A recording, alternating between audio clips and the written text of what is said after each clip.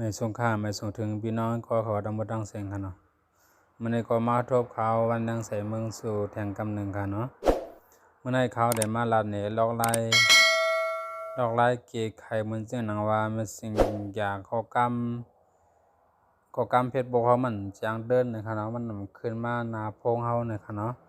เปิ้นตักมาเบิ่นลัดดอกมาก็เฮาฮู้นะครับเนาะมันมีลายเกไข่มันจึงหือนี่มาเลยเพิ่นสมันเด้อค่ะเนาะสั่งว่าเขาเข้ามาหน้าโพงเฮายาวในเขาก็โดยที่ในบริษัทโดในกำหนึ่งค่ะเนาะเขาก็โดยเสียยกเตรียมหามาสัญญานะครับเนาะเตรียมหา Facebook มาสัญญานะครับเนาะนะครับป้อมไปเลยอัปเดตในดินในมันดีใจอัปเดตค่ะนะเรียกเรียนดินในค่ะเนาะป้อมไปเลยอัปเดตนั้นในย้อนว่าข่าวอัปเดตยาวนั่นเลยเปิดข่าวด้วยเลยครับเร็วค่ะเนาะเปิดข่าวด้วยดินนะครับแล้วก็มัดเด็กดีห่างเฮาดินนะครับนะ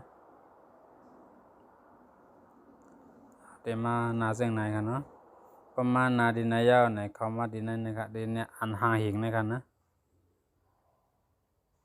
แล้วก็มาผุยบันนะครับมาผุยบันดินนะครับนะผุยบันดินในแล้วก็ดินในก็ผุยเลยครับนะการสร้างเดินเพื่อนใหม่นะครับผุยบันเลยผุยบันมดค่ะเนาะผุยบันมดค่ะนะแล้วก็ขึ้นหนหลังไงมาดินในครับมาผุยบันด้วยนะครับเนาะดินในก็ผุยบันค่ะนะว่าเขาผุยบัน2ดินในยาวในอัปเดตยาวมาผุยบัน2ดินนะครับเนาะ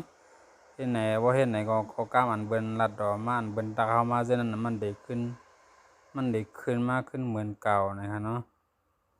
นี่เป็นดอกไม้อันนั้นค่ะเนาะเป็นดอกไม้เก๋ไข่